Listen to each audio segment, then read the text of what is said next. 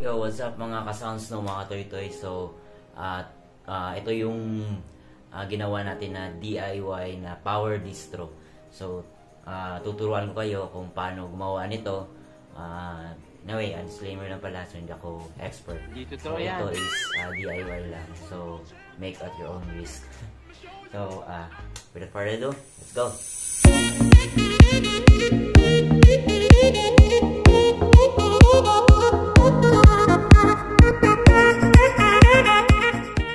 Yan, so ito yung ginawa nating power distro.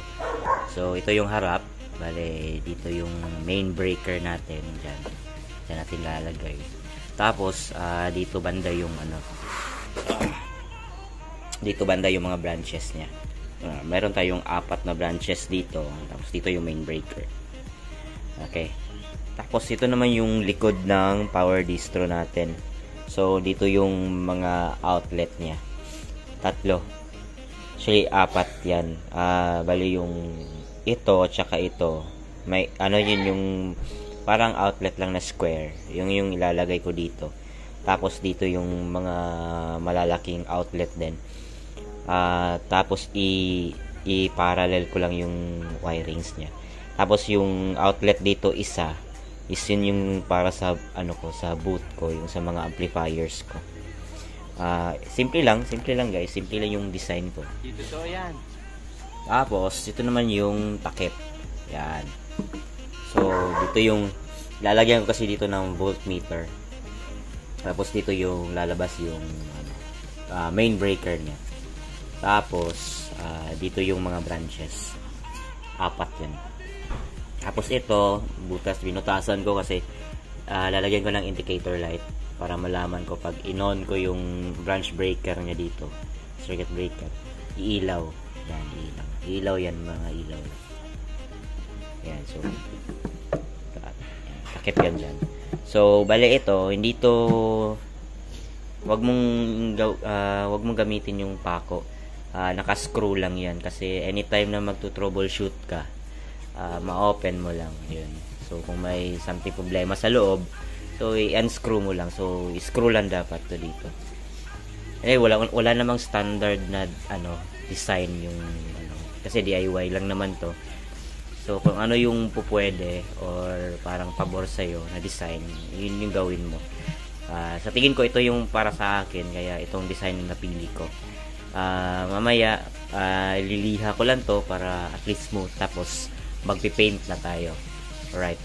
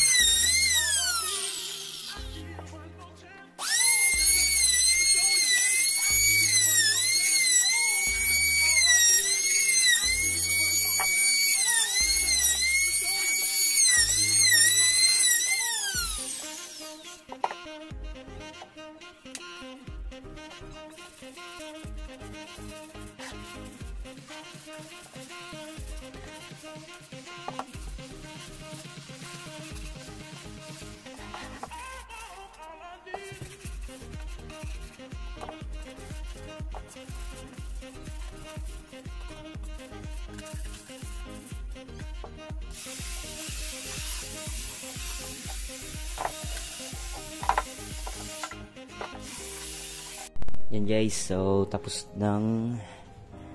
ko nang binabutasan yung para sa mga outlet natin. Ayan, so nilagyan ko ng screws dito kasi preparation yan for painting.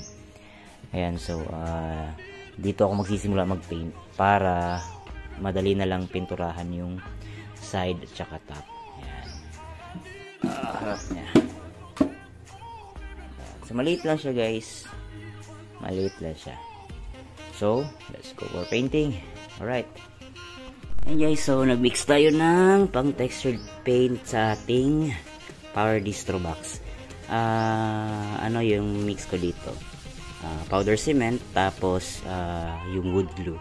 Kahit anong wood glue guys, pero yung gamit ko is shell wood. Ito yung gamit ko guys, shell wood. Yan. So yung powder cement natin guys is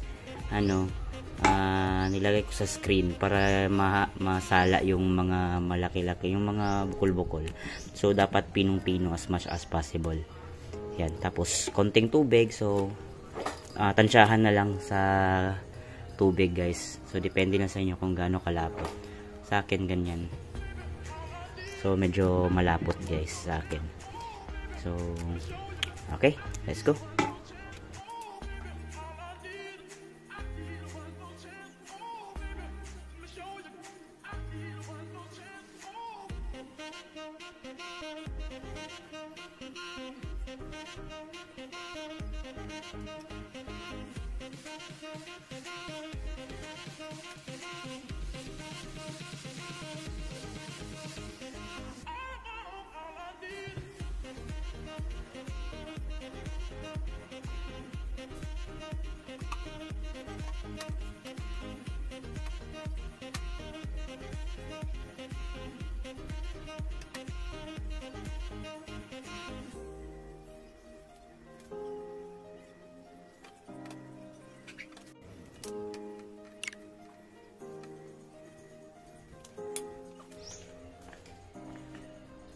Ito yung itsura guys. Wow naman! Ayan. Wow! So pakita ko na lang sa inyo mamaya guys kung tapos na itong mapinturahan lahat. Alright. Ayan guys, so tapos na. Na-textured paint na yan. So antayin na lang natin na matuyo. Tapos top coat natin ng color black. Alright. Tomorrow na lang tayo mag-continue guys sa pag-top coat nito. Kasi parang ulan. Oh no! Parang ulan. So bukas na lang. Anyway, malapit na itong matuyo. Bale, lilihain na lang itong bagya. Then top coat tayo. Alright.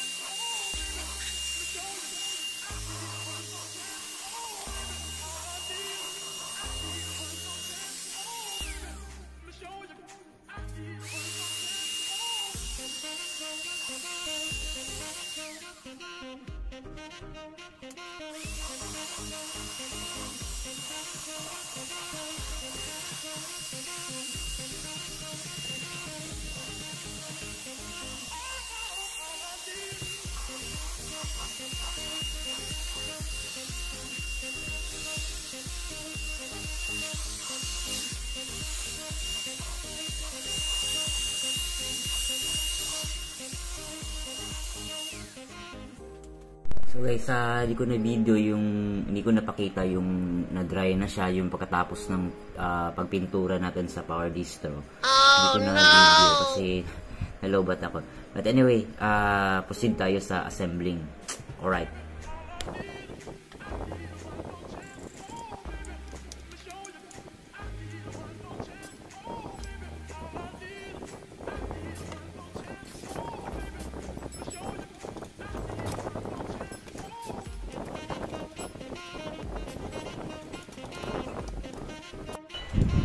Yellow guys, sa mga white outlets to.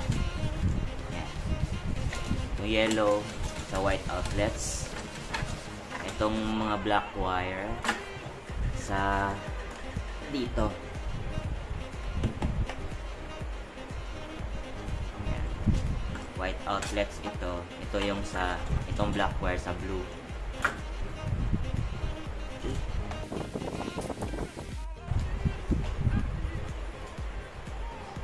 Yung main breaker 30 amps.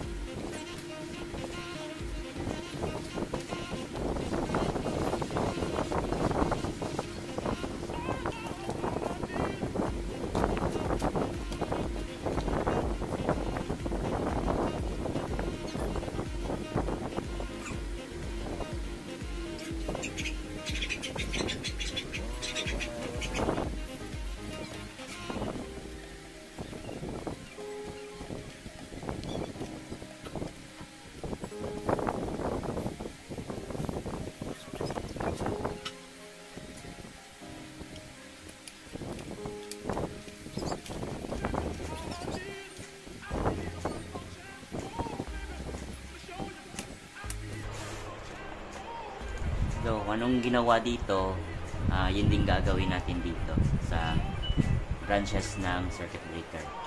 Okay?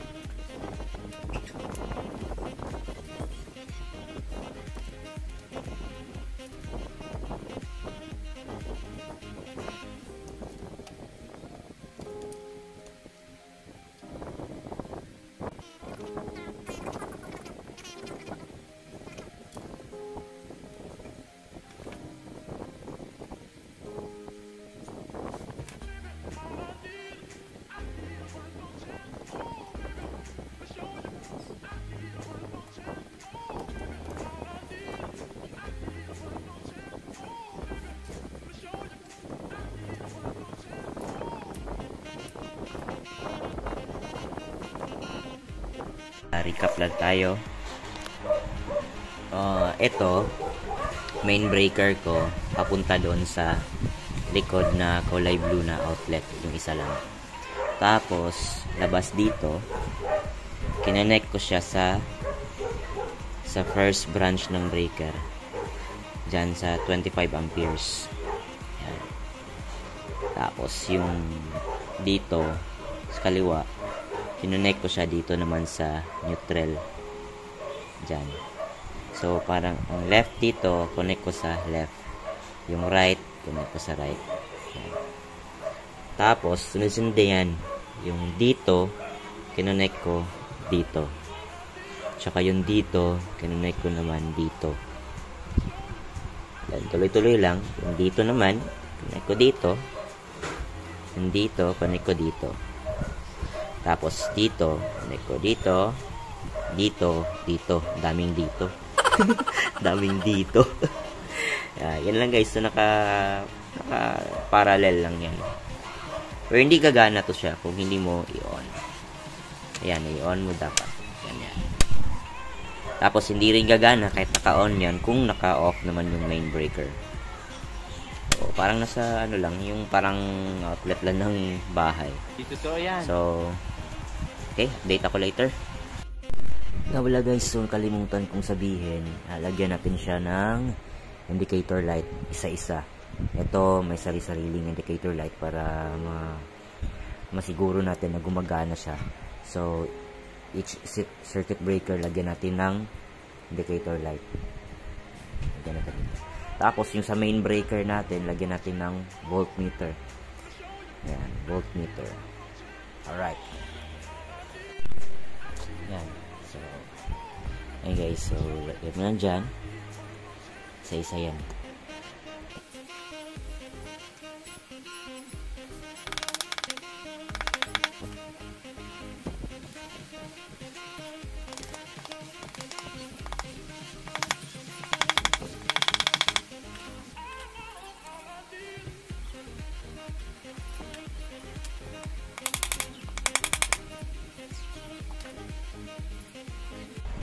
Connect na lang natin to isa-isa dito.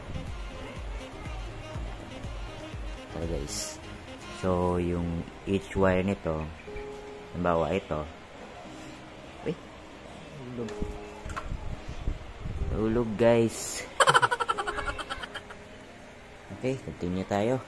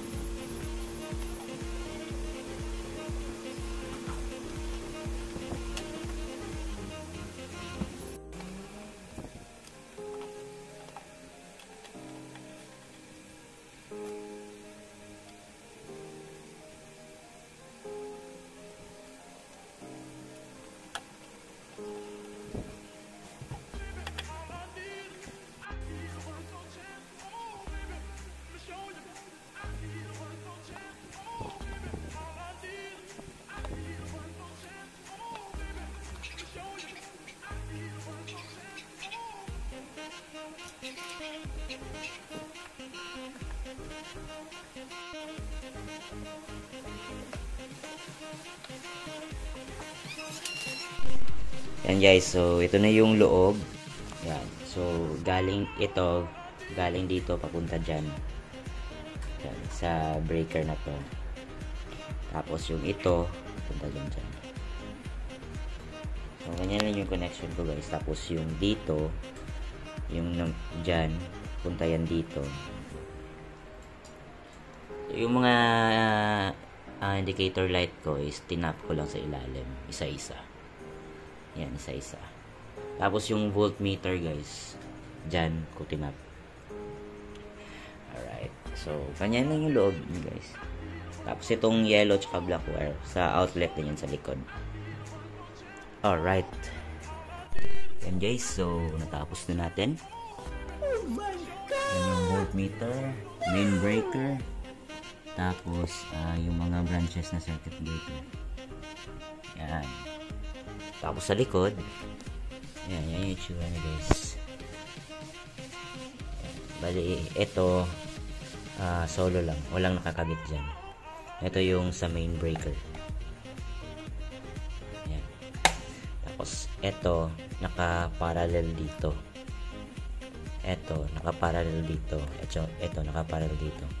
Bali, ito is solo lang kasi ito yung sa booth ko, main booth ko. Yan. So, test natin. Yan. So, saksak natin, gagamitin natin ito guys. Ito yung gagamitin natin. Ito yung itatap natin sa likod, sa main breaker niya. Tapos, saksak natin dito sa bahay. Ito yung dulo. Yan. For demo purposes lang naman. Okay.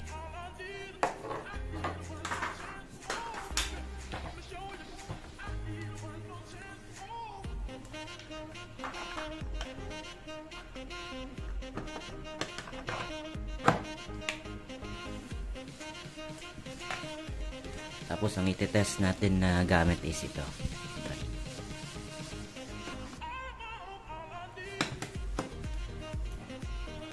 So, wala pa siyang power guys.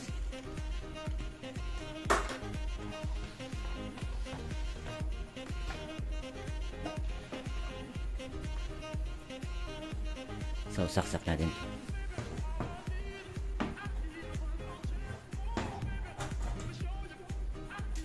So, automatic guys, may volt meter reading agad siya.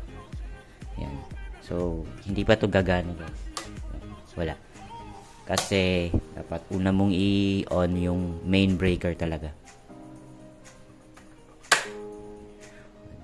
Tapos, saka mo i-on ito.